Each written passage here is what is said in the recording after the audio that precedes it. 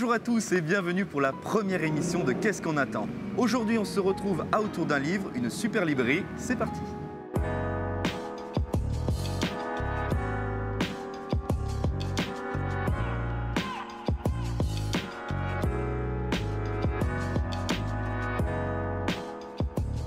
Bonsoir, alors bienvenue pour cette première émission. J'ai le plaisir d'accueillir Florence, propriétaire et gérante d'Autour d'un livre. Bonsoir Florence. Bonsoir Gilles. Et Ginette Denis, auteure de Vague meurtrière, 3 octobre 2015. Bonsoir Ginette. Bonsoir Gilles. Alors vous écrivez, au-delà d'une librairie, d'un salon de thé où l'on peut déguster des mets à toute heure, Autour d'un livre est un lieu de partage littéraire et amical. Donc finalement, Autour d'un livre, c'est quoi? Une librairie originale? Autour d'un livre, non. Le concept n'est pas original puisqu'il existe à l'étranger, il existe aux États-Unis, il existe dans les pays nordiques, à Londres, à Paris, etc. Mais là où le rôle que je souhaiterais souligner d'Autour d'un livre, en dehors de la librairie et de cette nécessité aujourd'hui de faire revenir les librairies, de faire revivre les librairies, c'est également un lieu de partage, d'échange, que ce soit culturel ou autre, du moment qu'il est bienveillant. J'insiste beaucoup sur la bienveillance dans ce lieu, la reconnaissance, l'empathie, etc. Et la reconnexion entre êtres humains, parce qu'à l'heure où Internet a poussé vers les relations virtuelles. Aujourd'hui, je tente à travers ce concept, comme beaucoup d'autres personnes, de faire se reconnecter les humains dans des relations directes, dans des échanges, des sourires, etc., qui se sont un petit peu perdus avec le virtuel. C'est pas faux, et justement, la place du virtuel a extrêmement grandi depuis des années. Les livres s'achètent de plus en plus sur Internet, il y a maintenant des liseuses, les grandes surfaces aussi proposent des livres. Et quelle est la place de cette librairie dans ce nouveau monde du livre, finalement? Internet ne vous conseillera jamais comme un libraire. Les grandes surfaces non plus. Une librairie indépendante, le véritable rôle d'une librairie indépendante, c'est le conseil, c'est de lire, mais c'est aussi, donc pour pouvoir conseiller, c'est de connaître ses livres. Les livres, nous les choisissons. Hein, on les commande, on les choisit, on sait il y a une orientation quelque part, mais c'est également connaître son lecteur. Et j'ai beaucoup d'habitués, je connais mes habitués, je sais ce qu'ils ont lu. Alors une personne qui vient pour la première fois, je l'interrogerai, je lui dirai qu'est-ce que vous lisez, quel est votre... pour mesurer un petit peu l'attente du lecteur. Et après, je connais mes habitués. Donc, je sais exactement ce qu'ils ont lu, ce qu'ils ont aimé, ce qu'ils ont moins aimé, ce qu'ils désirent, ce qu'ils attendent. Et puis aussi, il y a une dimension psychologique. Quand on a des lecteurs qui sont frappés par un deuil ou frappés par quelque chose, on fait attention. J'ai une dame qui a perdu un enfant et c'est évidemment une douleur terrible et un drame pour elle. Je ne vais pas lui recommander un livre où il y a une mort d'enfant. Donc, je fais très attention, je suis vigilante. Ça, c'est le rôle du libraire. Que ne propose pas Que ne proposera pas Amazon, que ne proposeront pas les grandes surfaces, etc. Donc le rôle du libraire, c'est véritablement un rôle de conseil et c'est toujours très personnalisé. Je me doute, et justement, ces conseils que vous donnez aux personnes, ça prouve que la littérature a peut-être une certaine place au fond d'eux. Donc, du coup, quelle pourrait être la place de cette littérature dans notre monde, toujours pareil, toujours connecté, etc. Aujourd'hui, on revient à la littérature. Je pense que, c'est le sentiment que j'ai. Les humains se sont tellement vidés à travers les réseaux sociaux, etc. Et puis l'information, les réseaux sociaux sont chronophages, l'information est extrêmement agressive aujourd'hui, etc. Donc il y a un retour peut-être vers le roman, vers ce désir de voir la vie un peu plus belle, et c'est souvent ce que servent les romans, même si parfois ils sont difficiles, ils nous font aussi travailler nous-mêmes, quel que soit le roman. Quant aux essais, naturellement, ils sont toujours très intéressants et ils nous apprennent un petit peu le contexte dans lequel on est, parce que c'est beaucoup plus poussé qu'une presse télé à grand scandale. Donc vous dites que la littérature est encore présente dans le cœur, dans l'âme des gens, mais vous, en 2019, que diriez-vous aux jeunes ou aux personnes en général qui ne lisent pas? Qu'ils perdent énormément. Parce que... Alors la lecture fait peur. À certains. Curieusement, d'ailleurs, pour l'anecdote, j'ai quand même 80-90% de femmes qui franchissent de cette librairie contre Oui. 10 à 20% d'hommes, ce qui est dramatique. On se demande toujours si ce sont les femmes ou les livres qui font peur aux hommes. Je vous laisse répondre à ma Oui, place. on réfléchira. Je pense que les livres font peur à certains qui n'ont pas été bercés par ça, ou alors des souvenirs d'enfance où on a imposé, c'est vrai qu'on nous imposait des livres à certaines périodes comme Zola, Balzac, etc. Des jeunes de 10, 12, 15, 16 ans, franchement, s'ils avaient autre chose à faire, d'autres idées derrière la tête, plutôt que de lire des livres lourds et pas forcément adaptés à leur âge. Et donc, le livre peut rebuter certaines personnes et peut rebuter les jeunes aujourd'hui qui sont complètement dans leur domaine virtuel, beaucoup dans les jeux, beaucoup dans le... Puis il y a une phase où le livre c'est ringard, le livre c'est pour les C'est vieux, long. le livre c'est long, on perd du temps, etc. Mhm. Non, en fait on en gagne parce qu'on apprend énormément de choses en lisant, ça permet de se ressourcer, ça permet aussi, il y a cette approche-là que peu de gens abordent, d'être bien avec soi-même. Quand on est avec un livre, en fait on n'est pas seul. Et on apprend quand même cette solitude. Moi, le livre m'a appris à apprivoiser ma solitude, à aimer ces moments que je partage avec un livre où on bascule dans un univers, que ce soit un roman ou un essai, on bascule dans un autre univers, on apprend aussi beaucoup de choses. Enfin voilà ce que je dirais à ces jeunes, c'est que le livre, ça permet d'apprendre, ça permet de vivre un autre univers, de Mhm. s'évader. Enfin, il y a énormément de qualité à la lecture. Et justement, vous parlez de cette solitude, enfin, d'apprivoiser cette solitude avec le livre, mais le concept d'autour d'un livre, c'est justement comme un café littéraire. Enfin, on parle Il y a un de ce qui... échange, il y a le Voilà, il y a partage, l'échange. mais dans la vie, il faut de tout. Il faut des moments d'échange, de partage, et il faut des moments de solitude pour Oui. se ressourcer. Mhm. Et c'est ça qui fait que on vient là quand on a envie de rencontrer du monde, on a envie de parler, on a envie de découvrir des livres. C'est les deux. On peut retrouver, il y a des personnes qui s'installent seules à une table avec un café et leur propre livre, et qui ont plaisir à lire Ouais. dans cette atmosphère. Il y en a d'autres, au contraire, qui ont envie de partager autour du livre qu'ils ont lu et du moment passé seul avec ce livre qu'ils partagent avec d'autres. D'accord. Et du coup, par rapport à tous ces livres qui vous entourent, est-ce que un jour, ils vous ont poussé à écrire? Ils vous ont poussé à prendre le stylo? Bah, depuis que je suis toute petite, j'ai beaucoup lu. Sans vouloir parler de moi ou de mon histoire, mais j'ai vécu au Liban, j'ai vécu la guerre du Liban. Et on n'avait évidemment ni Internet, ni même électricité, ni rien. Donc il nous restait les livres. Et donc je suis quelque part, je dois tout aux livres. J'ai toujours, c'est les briques de ma maison, parce que j'ai aussi beaucoup déménagé. Donc je transportais mes livres partout et je faisais des petits tas comme ça. C'était les murs Ouais, autour de mon lit et on connaît. c'était ma maison, c'était mon univers. Et ces mêmes livres-là, je leur dois tout et évidemment, naturellement, l'idée d'écrire m'est venue. Ce que j'ai fait, j'ai déjà écrit 3 romans, j'en ai bientôt un qui va être publié. Voilà.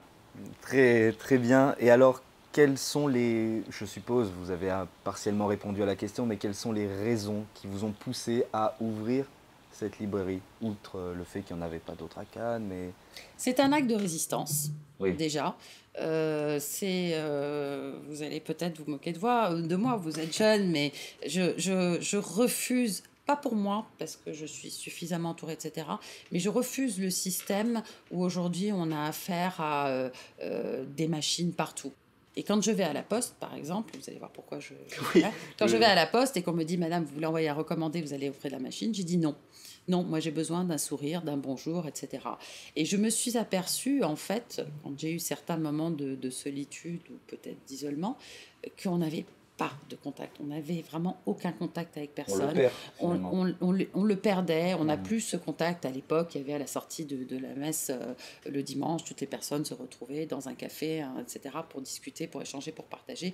Ça faisait du bien, c'était chaleureux, c'était humain. Et ce contact-là, a été perdu. Bon, moi j'ai vécu au Liban. Le Liban est un pays très chaleureux, très convivial, où il y a beaucoup de... On est entouré, etc. Et arrivé en France, à un moment, je me suis dit, mais bon sang, c'est froid. Ça change. Ça change, c'est pas la même chose. Et pourtant, tout le monde a besoin de ce contact humain. Donc, ici, j'ai pensé que beaucoup de personnes avaient ce sentiment-là. Et de fait, c'est un peu le refuge de nombreuses personnes.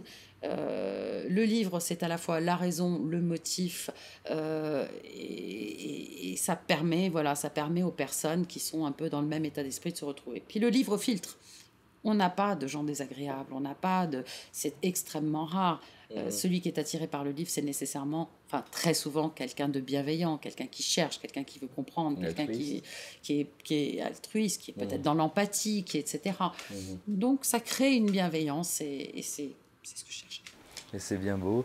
Et donc finalement, vous diriez, qu'est-ce que c'est un bon libraire? Enfin, pour vous, un bon libraire, c'est quelqu'un qui doit connaître des tonnes de livres, quelqu'un qui doit Pas connaître forcément, parce qu'on ne peut pas tout connaître. Il sort énormément de livres. À chaque rentrée littéraire, que ce soit celle d'octobre ou que ce soit celle de janvier, par exemple, il y a 500-600 livres qui sortent. On ne peut pas tout connaître. En revanche, on ne peut pas tout lire, c'est juste impossible. Je veux dire, même si les 365 jours de l'année on était libre, on ne pourrait pas tout lire, c'est juste impossible.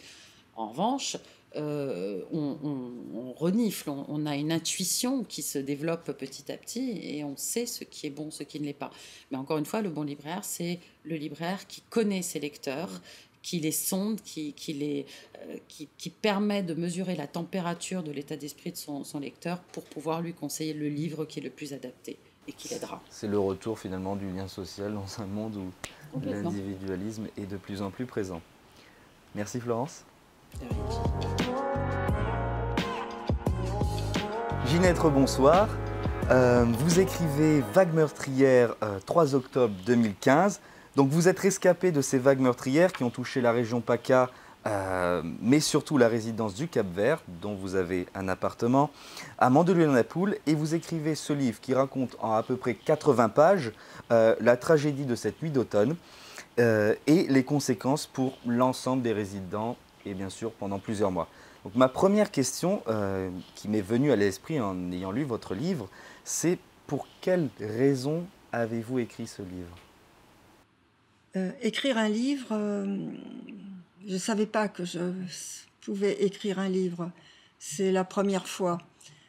J'ai rencontré un auteur, une auteure, Colette Dufour-Grévos, qui a écrit Avis de tempête.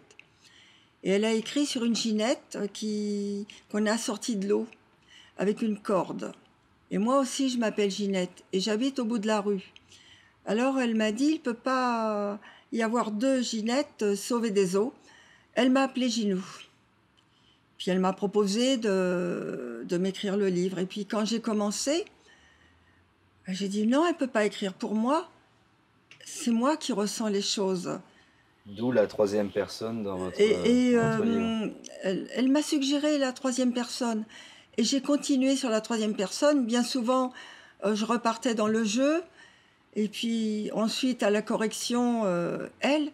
Et c'est plus facile de voir ses émotions, de les exprimer, de les écrire. C'est mon premier livre. Donc voilà, c'est ça. En fait, finalement, vous parlez d'émotion. C'est un livre que vous avez écrit avec le cœur. Notamment, là, il y a certains passages qui m'ont ému, évidemment, lors de la description de la soirée, comme par exemple aussi la page 42, je ne sais pas si vous l'avez en tête, lorsque on apprend que vous apprenez à une dame que son ami a disparu. Voilà, je le revois. Elle n'avait pas de nouvelles depuis 3 jours, pardon. Et finalement, votre livre se veut être un hommage aux victimes, est-ce qu'on peut le qualifier? C'est un hommage et un témoignage aussi. Un témoignage. Pour que ça... Oh, c'est difficile, j'ai de l'émotion, j'ai toujours de l'émotion. Cette dame, je l'ai vue arriver, j'étais dehors, parce que je voyais tous les bénévoles travailler, et cette dame, je l'ai vue arriver. Elle m'a demandé des nouvelles d'une personne. Elle m'a dit, j'ai pas de nouvelles depuis 3 jours. Elle m'a donné son nom. Il m'a dit qu'il était descendu dans les garages. Voilà ce qu'elle dit. Et moi, je la regarde. Je ne sais pas quoi faire. C'est difficile. Alors, je la prends dans mes bras. Parce que cette personne, c'est la 4e personne disparue, noyée dans les eaux. Et je la prends dans mes bras et je lui dis, mais Je lui ai dit qu'il n'est plus là. Je ne sais pas comment j'ai dit, je l'ai embrassé, je l'ai serré dans mes bras. Pour moi, ce livre, c'est que de l'émotion. D'ailleurs, je ne peux pas l'ouvrir, c'est pas possible. Mais si vous me parlez d'une phrase du livre, je suis toujours dans l'émotion. L'émotion n'est jamais sortie de moi. Ça se ressent dans l'écriture, dans la manière dont vous exposez les faits. Et moi, il y a quelque chose, justement, en parlant d'émotion, en parlant des sentiments que provoque ce livre, qui m'a frappé, c'est l'immense respect qui règne dans chaque scène qui est décrite. Le respect des journalistes, le respect des bénévoles, et ça aussi, les bénévoles, l'élan de solidarité qu'il y a eu les mois qui ont suivi cet événement tragique. Tout s'est fait il y avait un silence. Quand les bénévoles arrivaient, c'était des armées de bénévoles avec des pelles, des pioches, et moi je les observais, je les regardais, et il y avait un silence. Et ils travaillaient, et ils étaient dans la boue. Et quand il y avait beaucoup de journalistes, et quand on a sorti la 4e victime de l'eau, tous les journalistes, ils étaient loin, moi j'étais au milieu, et c'était que du silence, que du respect. Je ne sais pas comment exprimer. C'est étrange, parce qu'on voit partout qu'il y a de moins en moins de solidarité. On ne se dit pas forcément bonjour quand une personne se croise dans la rue, même si elles se connaissent. Donc, là, vous racontez dans votre livre qu'il y a cette petite fille qui a 4 ans, qui descend dans les garages avec son masque et ses bottes pour aider son papa. Oui. Le papa est arrivé. Il me dit qu'il arrive de Nice. Il était avec ses 4 enfants. Je crois que c'était 4 filles. Pas sûr sur le nombre de filles, mais il y avait 4 enfants, et dont la petite qui avait 4 ans. Et il lui a appris la solidarité. Le papa est extraordinaire. Il a mis un masque, il fallait mettre un masque, des gants, des bottes, et descendre dans les garages. C'est pas rien, parce que les odeurs des voitures qui ont explosé avec les huiles de vidange et tout, c'était des odeurs épouvantables. Et il a montré à sa petite fille la solidarité. Moi, je rends hommage à ce papa. Et ce qui est stupéfiant aussi dans ce livre, quand on le lit, à la fin, on ne sait toujours pas pourquoi il y a eu ces grandes vagues. Le lac de Sacassien, peut-être, on parle. Des débris dans les ruisseaux à côté. Vous ne savez toujours pas. On ne le saura pas. Il y a une enquête en cours. Il y a une plainte en collectif. Qu'est-ce que le procureur va dire? On ne le sait pas. Mais nous, on se pose des questions. Moi, je sais bien qu'il y a le Rioux, c'est simple, on regarde Google, le Rioux fait 15 km, il a 8 affluents, tous les uns encombrés plus que les autres. D'ailleurs, je l'ai constaté moi-même. Et quand tout ça, quand l'eau dévale des collines, de l'Estérel, rien ne s'arrête. Il y a certainement des embâcles, des bourrages qui explosent. Mais nous sommes en aval. Donc tout explose. Et nos vagues, c'était des vagues, elles faisaient 3 mètres de haut, parce que nos haies font 3 mètres de haut. Et mes voisins les ont vus passer par-dessus ces haies et ils ont dit on aurait pu faire du surf en dessous. Et tout le monde dit qu'il y a eu 3 vagues. Moi, je ne savais pas qu'il y a eu 3 vagues. Moi, j'étais dans les sous-sols. Et ça aussi, vous le racontez, comme quoi vous étiez dans les sous-sols, vous avez sorti votre voiture. Non, c'était pas pour ça. Oui, non, bien sûr, c'était pour regarder les pompes de relevage. Mais après, vous avez sorti votre voiture, ce qui vous a sauvé. La voiture m'a sauvée. Alors, quand on dit, voilà, ce qui m'a poussé à écrire, c'est que encore maintenant, on dit que les personnes qui sont descendues dans les garages, c'est de leur faute, parce qu'elles sont allées chercher elles ont préféré leur voiture à leur vie. Vous en parlez d'ailleurs. C'est faux, ça. Elles étaient dans les garages parce que le garage, c'est un lieu de rencontre, de vie. Vous avez les locaux poubelles, les locaux techniques. Moi, j'y étais pas pour sortir ma voiture. J'avais ouvert la porte de mon garage. Et puis quand ça a explosé au fond des garages, c'est rentré par les bouches d'aération. Et la porte du local piscine a explosé. C'est pas une entrée. Il n'y avait pas d'eau où j'avais les pieds, il n'y avait pas d'eau. Et j'ai vu courir l'eau à mes pieds. D'un côté, c'est sec, je vois l'eau qui court à mes pieds. Et je crie, je me rends compte que ça explose d'un côté. de l'eau jusqu'au plafond et que l'eau arrive en même temps de l'autre côté. Et j'écris on sort. Je ne sais pas pourquoi. J'ai couru à ma voiture, j'ai fait marche arrière, je suis sortie et j'ai passé à travers les flots qui arrivaient. J'avais une crainte, c'est que tout ce qui descendait m'empêche de passer. Mais j'ai de la chance. Vous savez pourquoi? Parce que ma voiture était une petite voiture automatique et il n'y a pas d'embrayage. Donc, on n'a pas à s'arrêter. Et on est sorti à 3 personnes. Voilà. Oui, c'est émouvant. Donc du coup, c'est véritablement le récit d'une soirée raconté par une mamie à la 3e personne. Et c'est votre premier livre? Oui. Un second en préparation? Oh, Peut-être sur un autre thème ou... Pas sur le même thème, ça c'est un témoignage. Oui, j'ai envie d'écrire maintenant. Et tous les jours, je me fais des livres. Chaque nuit, je me fais un livre. J'ai envie d'écrire parce que je sais que je peux le faire maintenant. Donc votre livre est aux éditions Gabriel Richetti. Ce qui est important de dire, c'est que tous les bénéfices sont reversés aux victimes de l'association que vous avez créée. J'ai créé l'association Cap-Vert 3 octobre 2015 parce qu'on ne peut pas prendre de l'argent sur le dos des personnes, des morts. On ne peut pas. C'est impossible. C'est ma ligne de vie. Je ne peux pas. Donc je reverserai pour ça. Il faut vendre beaucoup. Et pour ça, je me déplace, je vais en province. Voilà, c'est important je de cherche souligner. des endroits pour dédicacer. Et j'en trouve. Et puis ce soir, je suis avec vous. C'est aussi un hommage. Parce que vous êtes tous des jeunes. Et tous ces jeunes, il faut les remercier pour le travail que vous pouvez faire. Je suis très émue. Allez, Gilles, quand tu veux. Bien, alors on va passer à la dernière partie de cette émission, le fameux questionnaire. Alors, pour ceux qui ne connaissent pas, c'est un questionnaire que vous avez pu voir à la télévision française en fin des émissions de Bernard Pivot. Et j'ai décidé, eh bien, pour cette fin d'émission, de commencer par le questionnaire. Alors Florence, et Ginette, je vais vous poser 10 questions, vous répondez du tac au tac, et on va voir. Donc votre mot préféré, Florence? Respect. Ginette? Prudence. Votre mot que vous détestez? Le mot que vous détestez? La haine. La haine aussi. Je crois que c'est très fort. Ça. Votre drogue favorite, Florence? La lecture. Ginette? Maintenant, l'écriture et la peinture. 2. On est 2. Le son, le bruit que vous aimez, Florence? Le bruissement des pages qu'on tourne.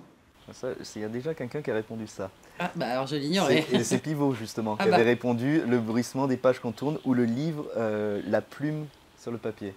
Plume qui gratte le papier. Voilà, c'est ça, j'avais beaucoup aimé cette réponse. Et vous, Ginette? Le vent dans les arbres. Le son, le bruit que vous détestez? Tout ce qui est aigu, tout ce qui est brutal, tout ce qui est violent, les bombes. Oui, c'est pas mal. Oui, je connais. Ginette? Trop de silence. Votre juron, gros mot ou blasphème favori? Bachibouzouk. C'est gentil. C'est gentil. Zut. C'est gentil aussi. Homme ou femme pour illustrer un nouveau billet de banque? Je dirais Simone Veil. Et moi, Alexandra David-Nel. Le métier que vous n'auriez pas aimé faire? Travailler dans un abattage. Traire les vaches. La plante, l'arbre ou l'animal dans lequel vous aimeriez être réincarné? Un cheval, très probablement. Oh, moi, une chèvre. Et enfin, si Dieu existe, qu'aimeriez-vous, après votre mort, l'entendre vous dire? Tout va bien. Tu as bien travaillé, Ginette. Bien voilà, merci. Merci à vous, Merci. Florence. Donc, la librairie Autour d'un livre à Cannes, à 2 pas du Palais des Festivals, pour nous avoir reçus pour cette première émission. Merci beaucoup. Bienvenue à vous. Merci Ginette aussi pour votre participation, pour votre livre très touchant. Je pense que voilà, vous nous avez beaucoup émus. Merci d'être venu. Merci à tout l'ensemble, à tous les gens qui m'ont reçu. C'est un hommage pour moi. Je suis une grand-mère, j'ai des petits-enfants, vous êtes jeunes. Florence, elle porte le prénom de ma fille, alors c'était normal que je sois là aujourd'hui. Merci. Et bien voilà, la première émission touche à sa fin. Je vous remercie de nous avoir suivis sur la page Facebook Le Festival de Gilles, sur la chaîne Le Festival de Gilles. Voilà, merci. On se retrouvera prochainement pour une deuxième émission de Qu'est-ce qu'on attend. Et en attendant, je vous dis bonsoir.